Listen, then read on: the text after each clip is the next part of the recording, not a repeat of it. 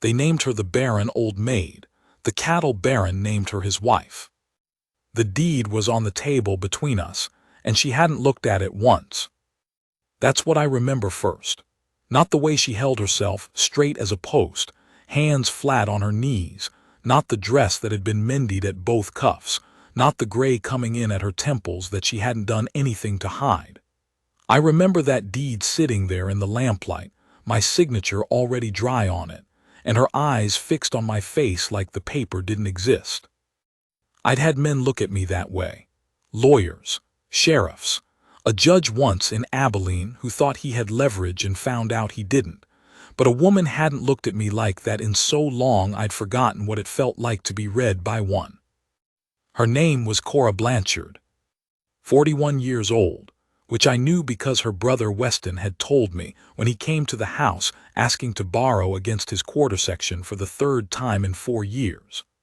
I'd said no to the loan and yes to something else, and that something else was the reason she was sitting across from me now in my parlor with the deed to Weston's land between us and her eyes on my face, and not on what I was offering. I should explain what I mean by that. I'm not a man who talks around things. My name is Harlan Cade. I run the Cade Ranch, which is 83,000 acres in the Caldera Basin, which is more land than most counties back east.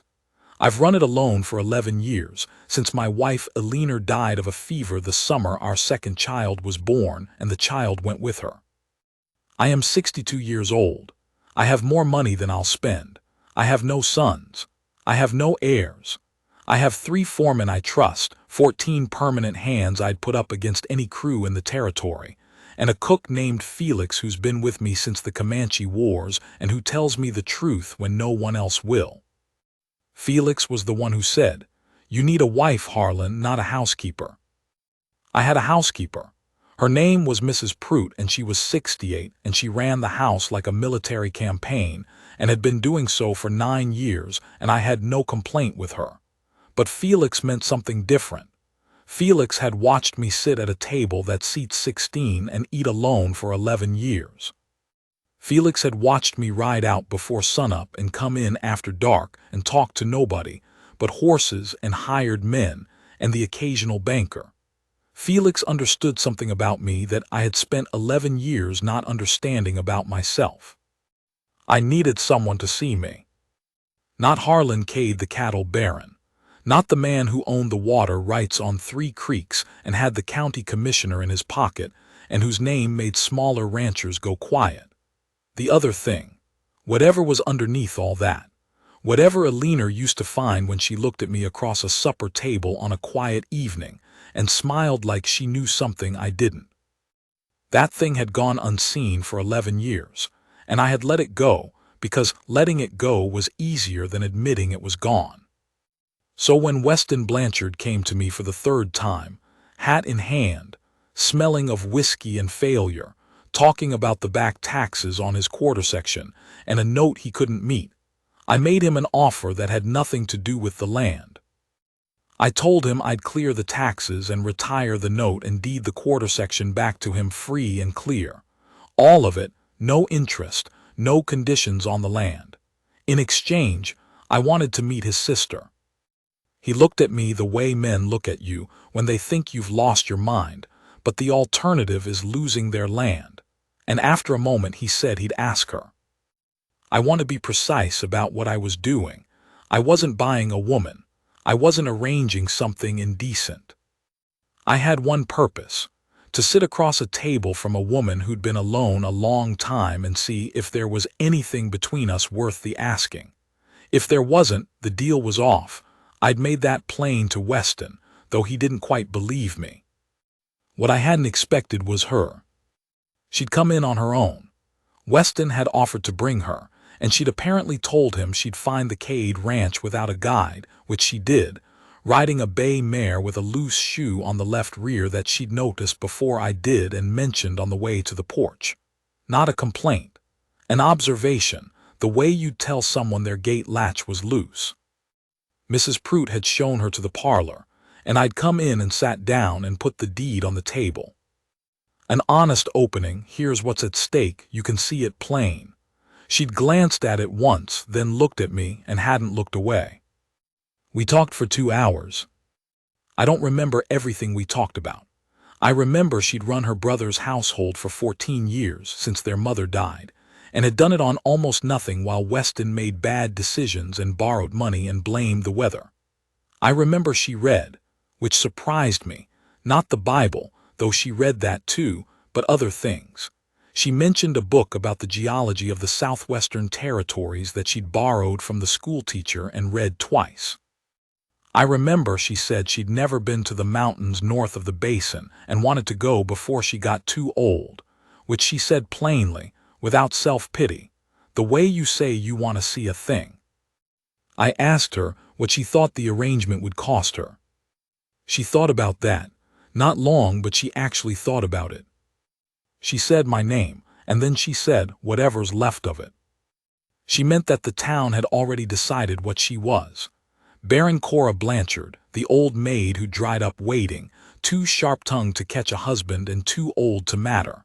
She'd heard it. Women had said it to her face, some of them, the way women will when they want to put a knife in and call it concern. She knew what it would look like if she married Harlan Cade, that she'd failed long enough to finally lower her sights to a widower twice her age, that she was salvaging something from the ruin of her prospects, that the cattle baron had bought himself a spinster because nothing better was available. She said all of this without heat, just put it on the table beside the deed. Then she asked me what it would cost me. Nobody had asked me that.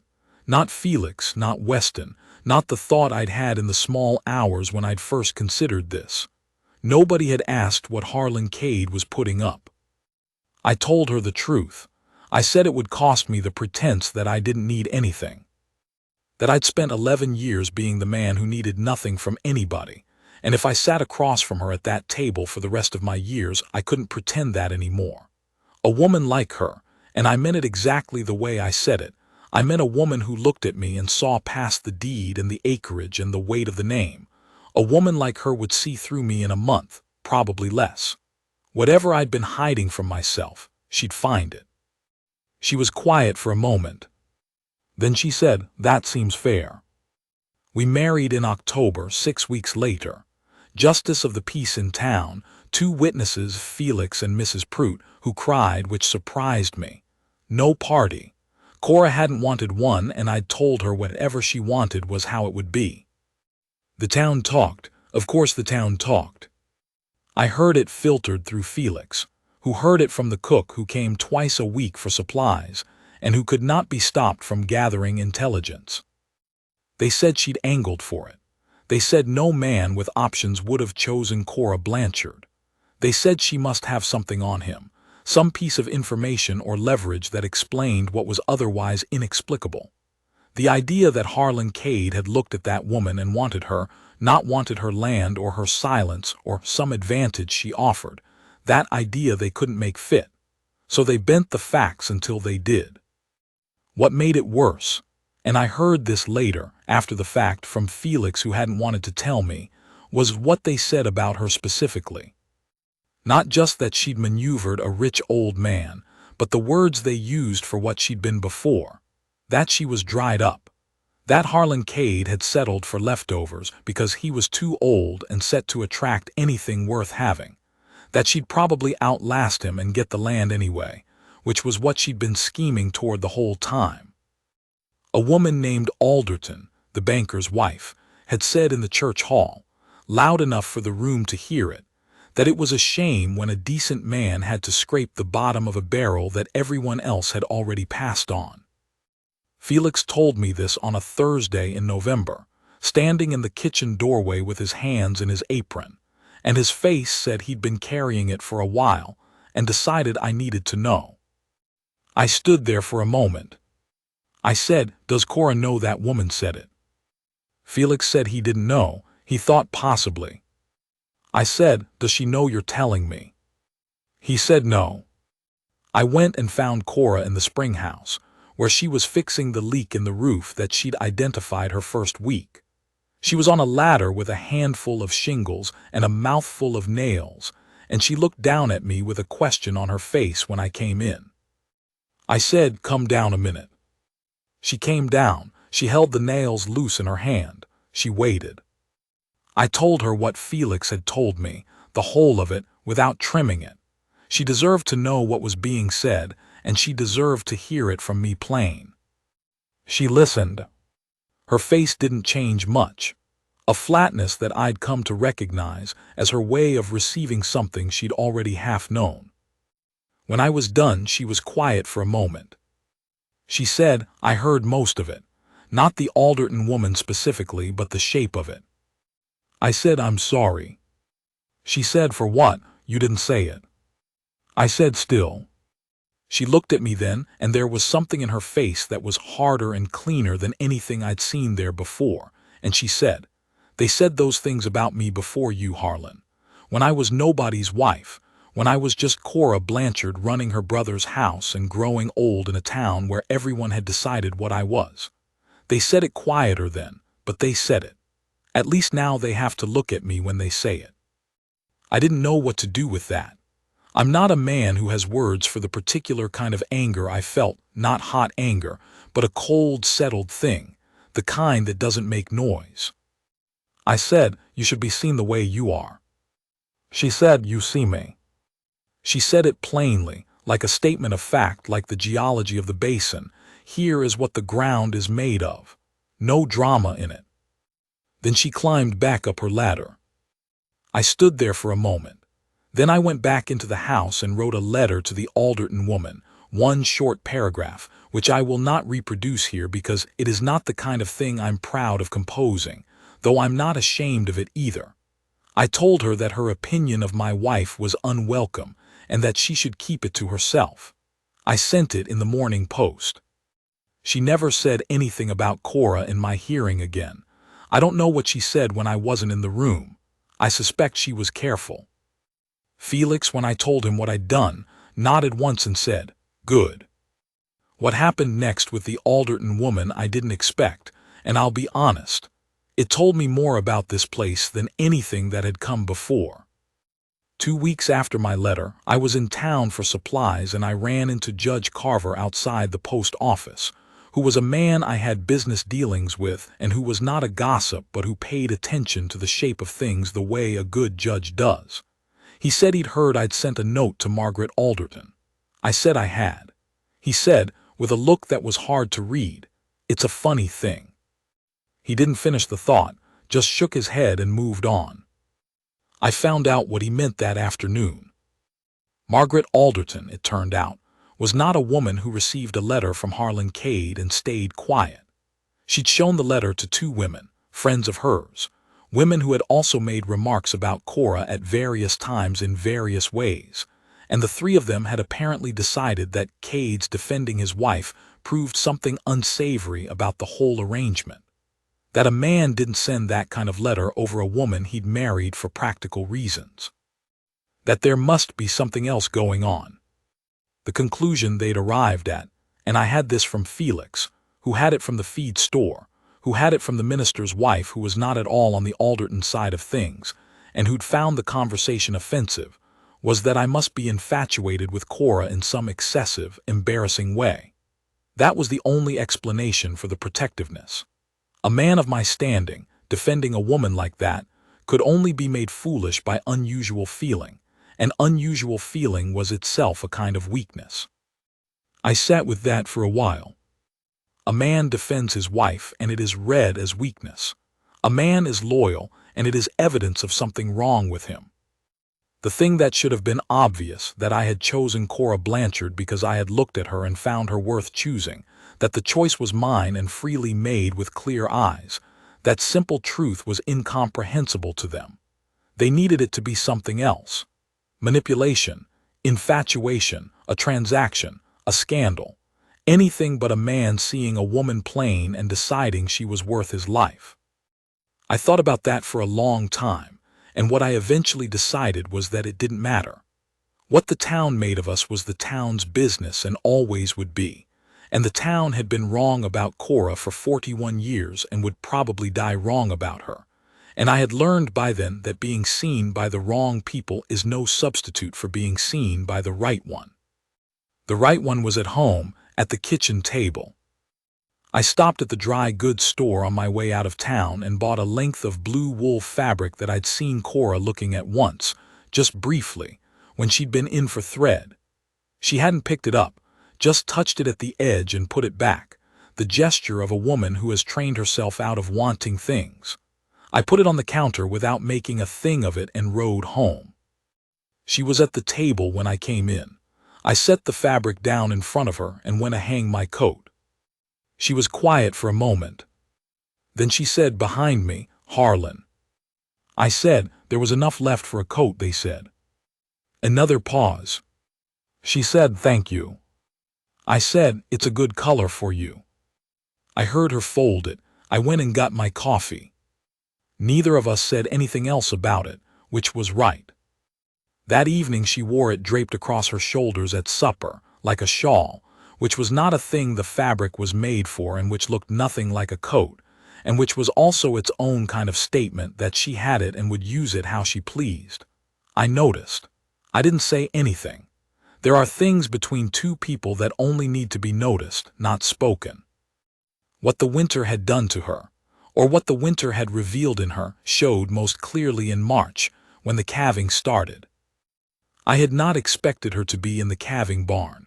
It was cold and wet work, and the smell of it is not mild, and it goes on at all hours. The first time I saw her there I thought she'd come looking for me. She hadn't. She'd heard Reeve talking to a hand about a heifer that was in trouble with her first calf, and she'd come to see.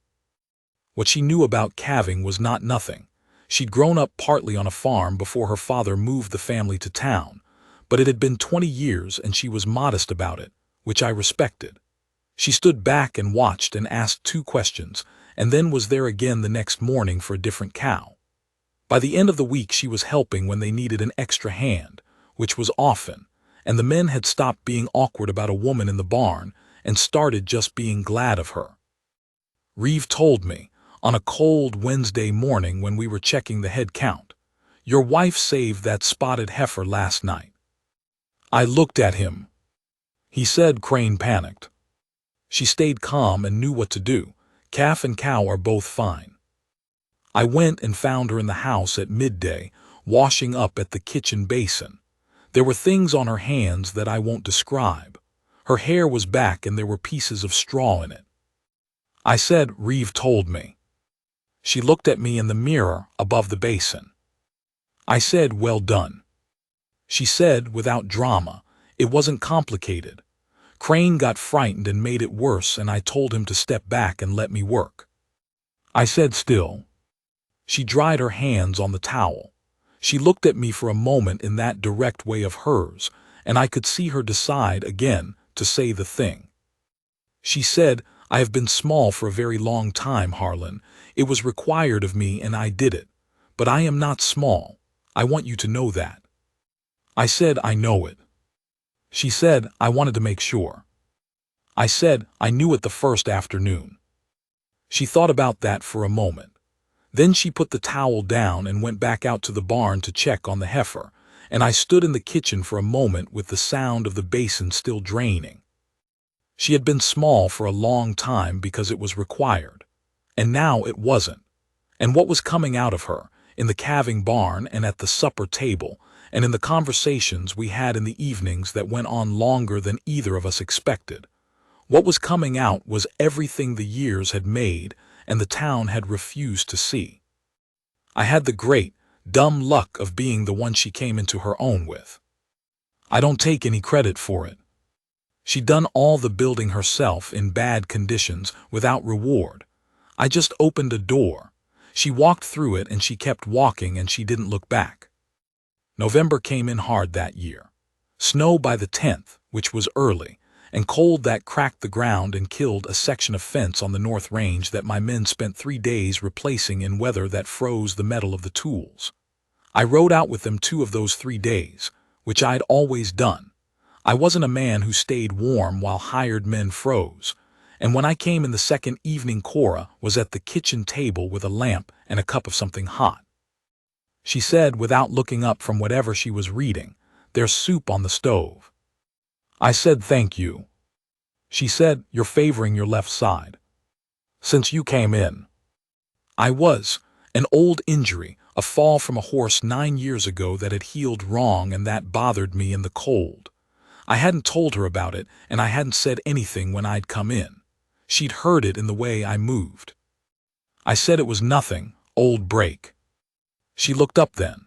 Looked at me the way she'd looked at that bay mare's shoe on the way in the first day, not alarmed, just noting a thing that needed noting. She said, "You should tell Dr. Farrow next time you're in town. He knows more about old breaks than the man who said it probably did." Then she went back to her book. I stood there for a moment, then I got my soup. There was something in that exchange that I've thought about since. She hadn't fussed. She hadn't said, "Oh, Harlan, you should rest. You should be careful. You shouldn't have gone out in this cold with a bad shoulder." All the things a woman afraid of her position might say to seem useful. She'd named a fact and offered a practical solution and gone back to her reading.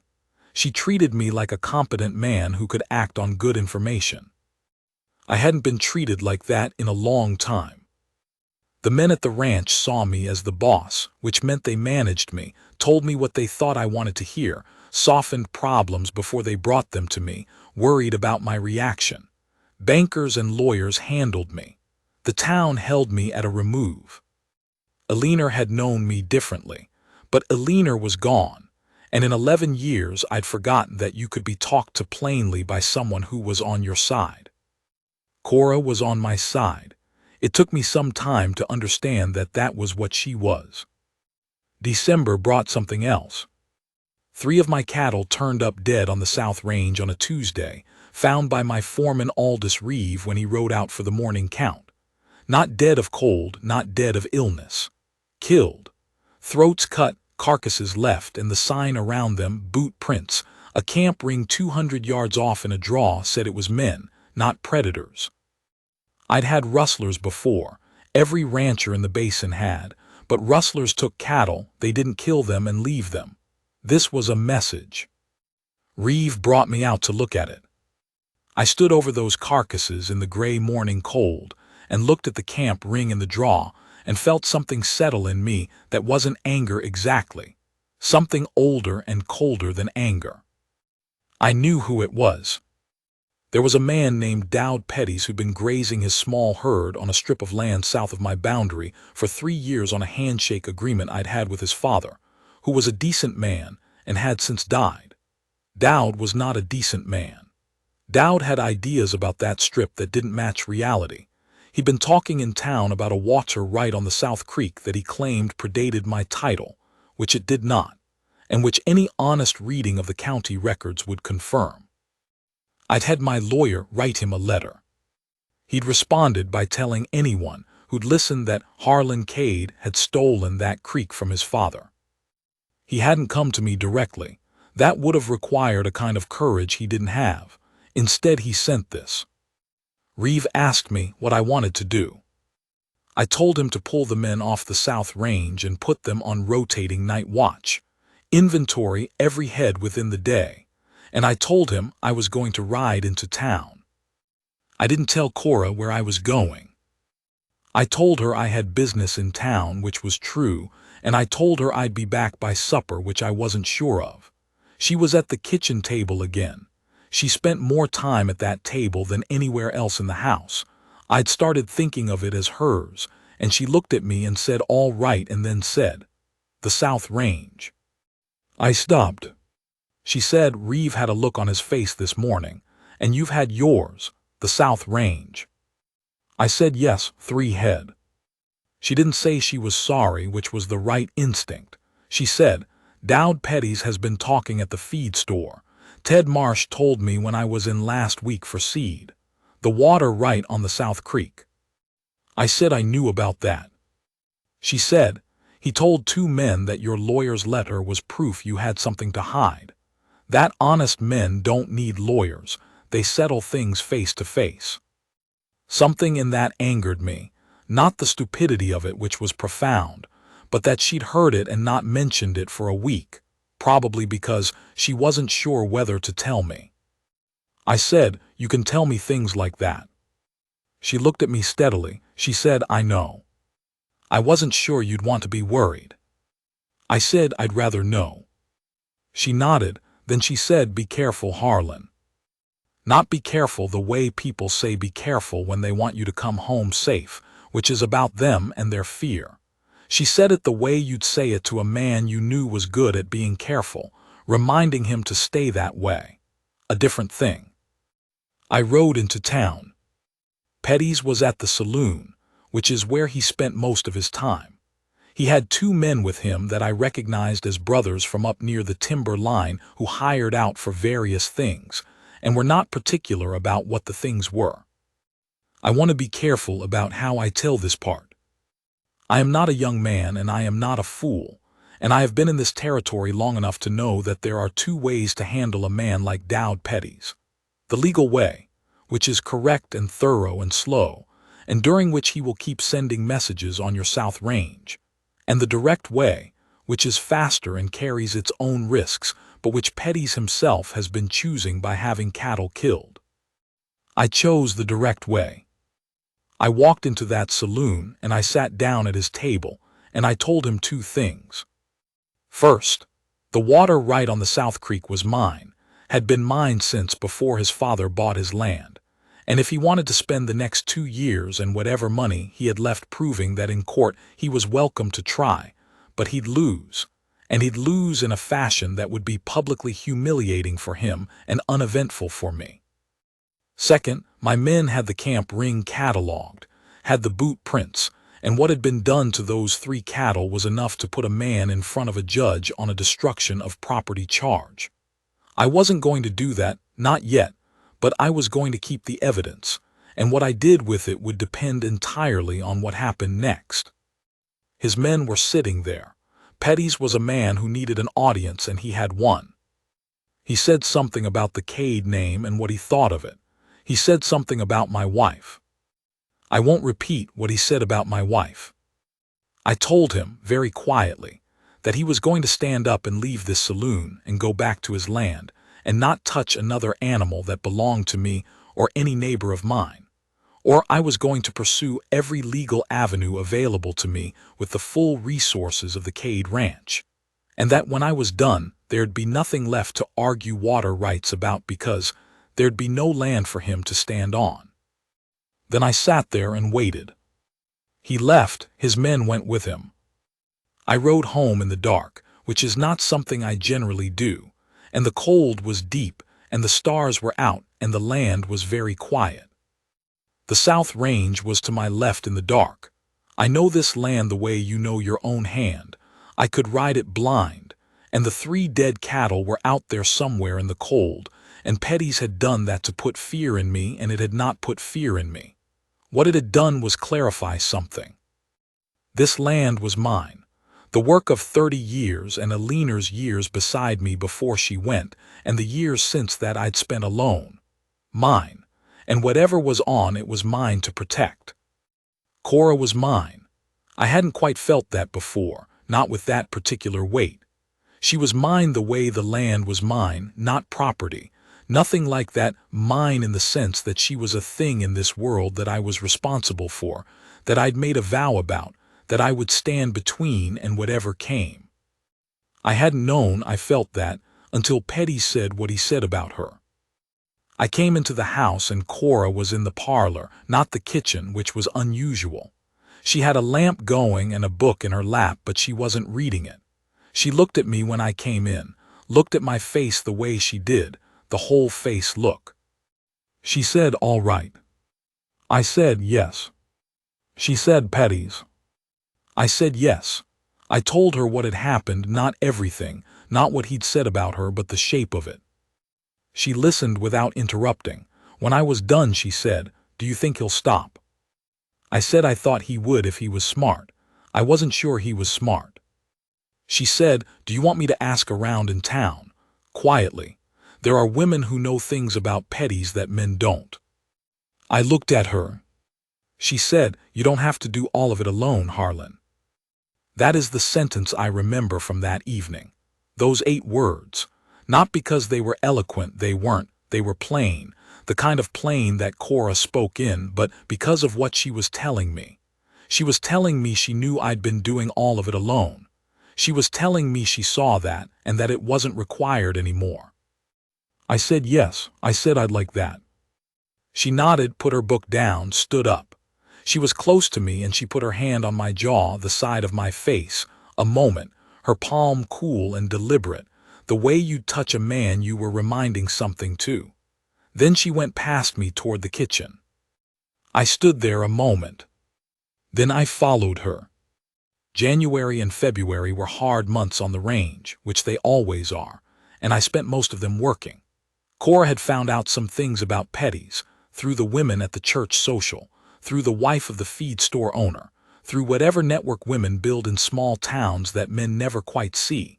And what she'd found was that petties owed money in 2 directions. A note at the bank in Creston, and a private debt to a man named Garrett Hoyle, who was not the kind of man you owed money to. That changed my understanding of what Petties was doing. He wasn't sending a message out of spite or principle. He was desperate. Desperate men do things that don't add up until you know about the desperation. I made a call I wouldn't have made if I hadn't had that information. I went to Garrett Hoyle. This is not a story I'll tell in detail. Hoyle was a man I'd had cause to deal with once before, a long time ago, and we understood each other. What I offered him was a fair price for the Petties' debt, which he was unlikely to collect on anyway, plus a piece of information about a freight route that would save him time. He sold me the debt. It took an afternoon. What I now held was Dowd Petties' ruin if I chose to use it. I didn't choose to use it, not because I was soft, but because I didn't need to. I sent him a letter through the same lawyer as before, letting him know what I held and what I intended not to do with it, so long as certain things remained the case. He'd never touch anything of mine again. He'd fold up that bad claim on the South Creek water and let it die. And he'd go on about his business, diminished, which was in fact worse for a man like him than any legal defeat would have been. I told Cora what I'd done. She was at the table. She'd taken to doing the household accounts there in the early afternoon, which I'd asked her to take over from Mrs. Prout because Cora had a head for numbers and Mrs. Prout, good as she was, had never been easy with them. She set down her pen. She said that was well done. I said I'd had information I wouldn't have had without her. She said you'd have found it another way. I made it faster. I said that wasn't nothing. She looked at me, and there was something in her face that I had come to know by then, something she did when she was deciding whether to say a thing. She decided. She said, I like being useful to you. I want you to know that. It's not something I expected to feel. I understood what she meant. She'd come into this thinking she was settling. Not for worse, not exactly, but for something smaller than what she'd once imagined, back before the years of waiting had narrowed what she let herself imagine. What she'd found was something she hadn't had words for yet and was only beginning to trust. I said same. She laughed. It was the first time I'd heard her laugh like that, not the small polite sound she made at things that were mildly amusing, but an actual laugh, quick and surprised, and she put her hand over her mouth as if she hadn't meant to let it out. I said, I mean it. She said, I know you do, that's what's funny. I sat down across from her at that table. The lamp was between us. The accounts were spread out, her neat handwriting in columns. Outside the window the January light was white and flat and the basin was still and cold. I said, I didn't know what I was looking for when I asked to meet you. She said, you knew more than you thought. I said, maybe. She picked up her pen and looked at the accounts for a moment, and then looked at me. She said, I told myself before I came that first day that I was only going to see what the man was. That was all. Just see. Because I had learned a long time ago that hoping led to places that hurt, and I was tired of being hurt by my own hoping. She paused. She said, you were so much more than I thought you'd be. That's the problem. That's the whole problem. I said, is it a problem? She said, it's terrifying, Harlan.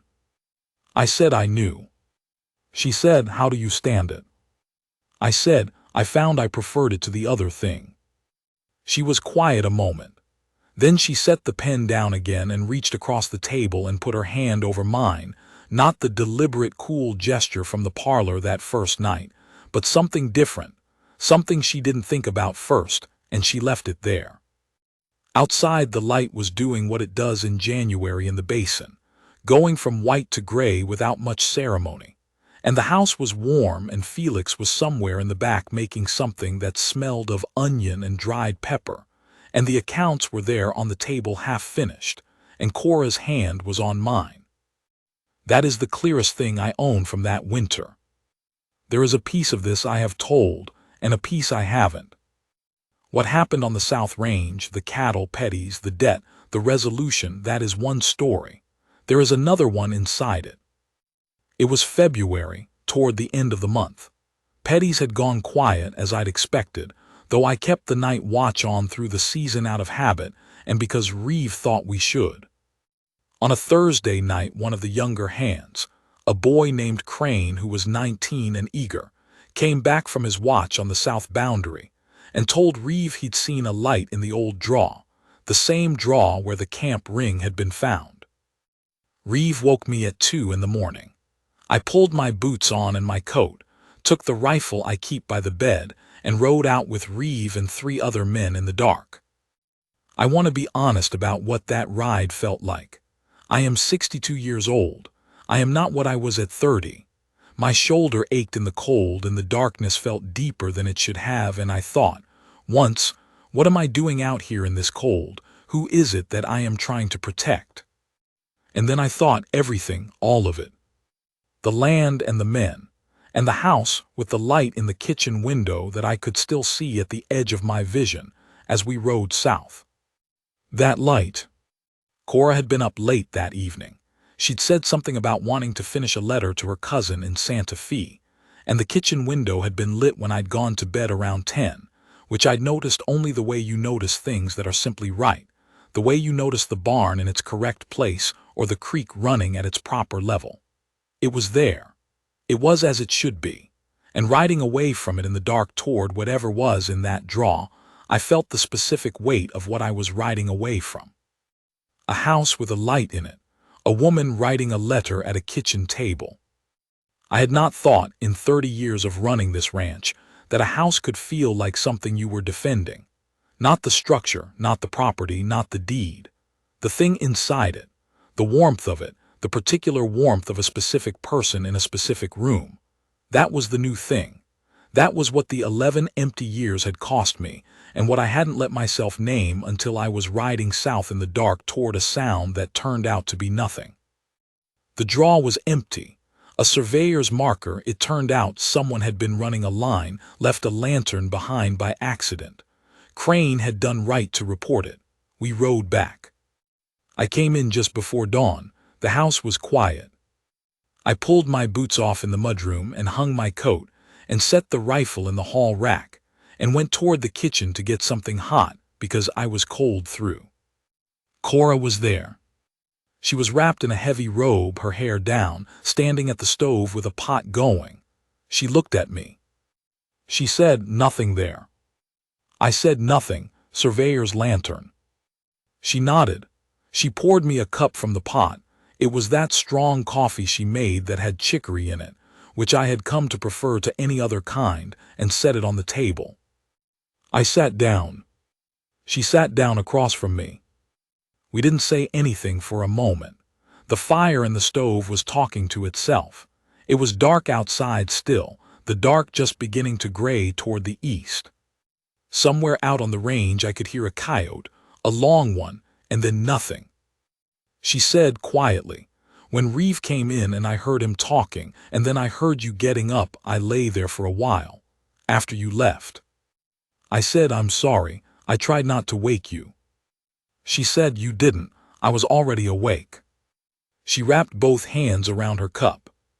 She said, "I didn't let myself think about it for a long time. Us, What this was.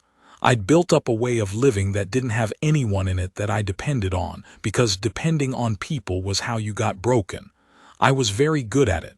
14 years of being good at it. She looked up at me. She said, I lay there listening for you to come back, and I realized I had completely failed at that.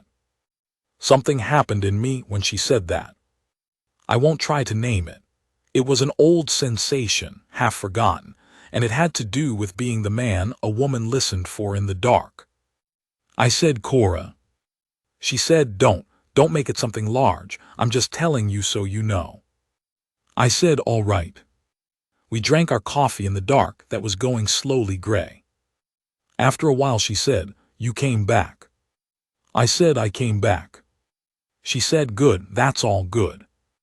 The light was coming in through the east window by then, thin and cold and very clean, the kind of light you only get in February when the sky's been scoured out and there's nothing between you and it. It fell on the table and on her hands around the cup and on the steam coming off it. I put my hand over hers, the way she'd done that day in January, deliberate, meaning it. She didn't move. She just sat there with her hands under mine and the light coming in. Spring came late that year and hard when it arrived, everything at once, the grass and the mud and the creeks running high, and the work that winter had pushed aside piling up on every side. I was in the saddle most of April. Cora managed things I didn't know needed managing and kept track of things I didn't know needed tracking, and I learned to find her in the evenings and tell her what the day had been, not because I needed advice necessarily, but because she listened and I had learned that I needed to be listened to the way a man needs water, not a dramatic necessity, a daily one, unignorable if you go without. She had opinions. That was the thing nobody in the town seemed to have factored in when they'd built their picture of what she was. They decided she was a dry well, nothing to offer, nothing withheld, just emptiness where a woman's life should be. What she was, in fact, was a person who'd been given no outlet for her intelligence for 41 years, and had therefore become very good at keeping it to herself. She let it out gradually in those spring months. She told me once that my north irrigation system was losing water at a joint she'd spotted from a distance while riding the fence line with me, which turned out to be correct and which my men hadn't caught. She had an opinion about my contract with the Creston Freight Line that I didn't agree with at first and came to agree with later, when the fall rates proved her right. She started keeping a journal of the weather, temperature, wind, precipitation, with notes on the range and crop conditions, and by July she had a record that was more detailed than anything my men had put together in 3 seasons. I told her she should have been running this place 10 years ago. She said I wouldn't have been ready 10 years ago. I said, what does that mean? She thought about it. She said, it means I had to become this particular person first. The years made me who I am, the bad years too, the years when I was nothing but the wrong kind of woman in the wrong town. I couldn't have sat down across from you that day and looked at you square if I hadn't lived all of it first. I'd have been afraid. I said you were afraid. She said I was afraid, but I'd learned how to do things afraid. There's a difference. I thought about that for a long time after. What it costs a person to learn how to do things afraid, what those years had taken from her, and what they'd built in exchange. The town saw the cost and not the building. They saw a woman who hadn't been claimed and decided that proved she wasn't worth claiming. They didn't see what she'd become in all that time of being on her own, what toughness and what clarity, what plain seeing, because the town didn't look past the surface of a thing, had never looked past the surface of a thing. I'd sat across from her in that parlor and seen a woman who looked at me like I was real, and that was worth more to me than anything the town had to say about what we were. There's a thing that happens between two people who have both been alone a long time. Not a falling together, nothing so sudden as that.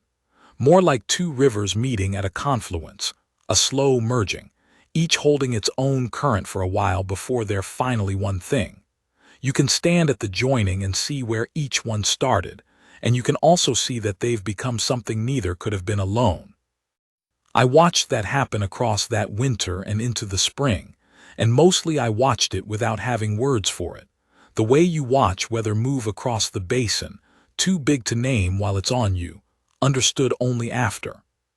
What changed in me was this: I stopped apologizing for what I was. I had been apologizing for 30 years, in ways I didn't recognize as apologies. Every decision made alone, every meal eaten at a table meant for more, every evening spent in the silence of a house that had once had a leaner in it and now had only me, all of it had been a kind of apology. An acknowledgement that what I was, who I was, the man underneath the land and the money and the name, that man was not quite enough to warrant being kept company. So I kept my own company and called it independence, and did not let myself know what it cost. Cora had lived the same thing, differently shaped. The town had made its judgment and she'd learned to live inside it, not accepted it. She'd never accepted it, but she'd learned to make herself small enough that it didn't draw blood every day. What she'd paid for that, what it had cost her to compress herself into the space the town allowed, I didn't know fully. I had a sense of it from pieces she let fall in the evenings, never as complaint, just as fact. The years she'd wanted to speak and hadn't. The opinions she'd kept to herself, because having opinions was further proof of what they already thought she was. The books she'd read that she couldn't discuss with anyone, because there was no one to discuss them with.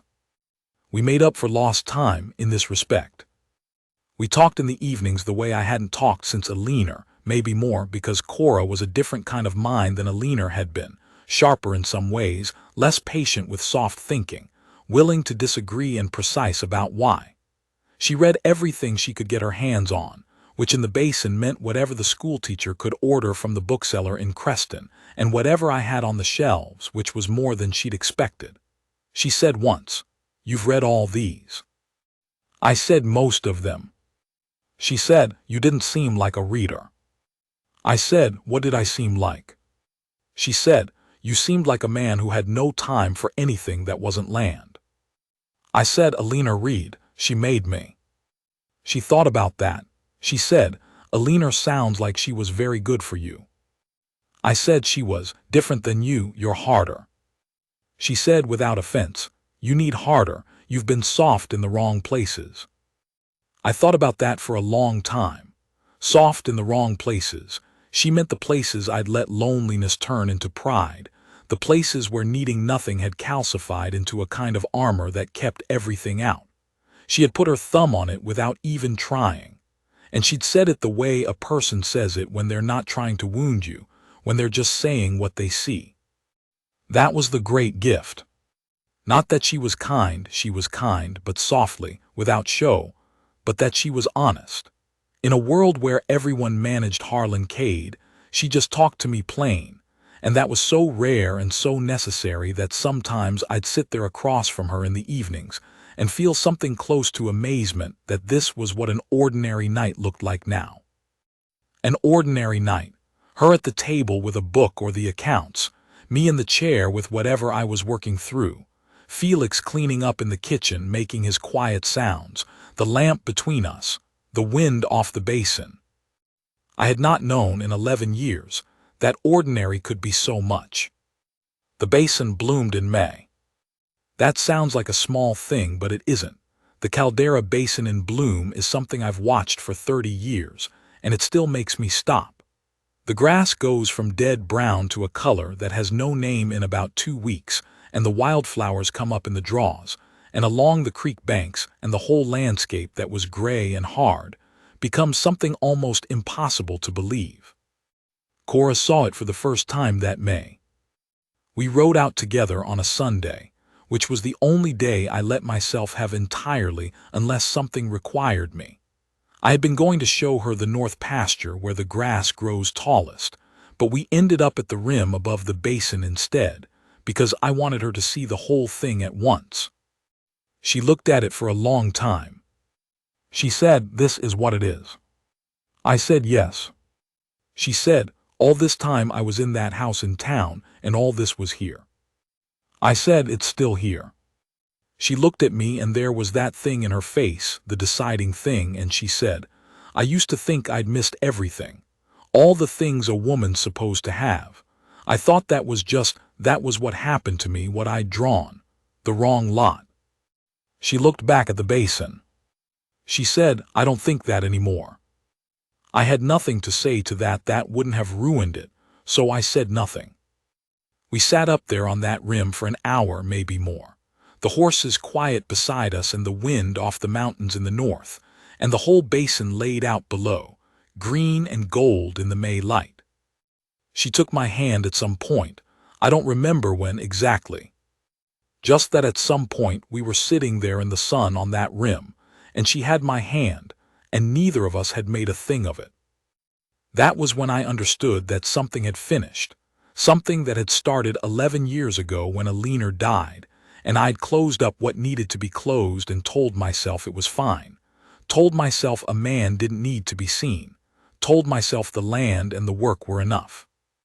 Cora Blanchard, my wife, Cora Cade, had walked into my parlor and looked at me and seen through all of it. Not gently, not with any agenda, just because she was the kind of person who looked at things plain and called them what they were. She'd seen a man who needed to be needed, who'd forgotten that was allowed. And she decided, in the clear-eyed way she decided everything, that he was worth it. I won't say she saved me. That's not the word. But she found something that had been set aside and she treated it like it mattered, and that is its own thing. I am 62 years old. I have more land than I'll spend and more work than I'll ever finish and more years behind me than in front. And I have a woman who sits at the kitchen table in the morning light and talks to me plain and listens plain and sees me like I'm a man and not a fact. The wildflowers were out along the creek when we came back down off the rim. The horses picked their way through them, unimpressed. Cora looked over at me and said, "Same time next Sunday." I said yes. And that was that.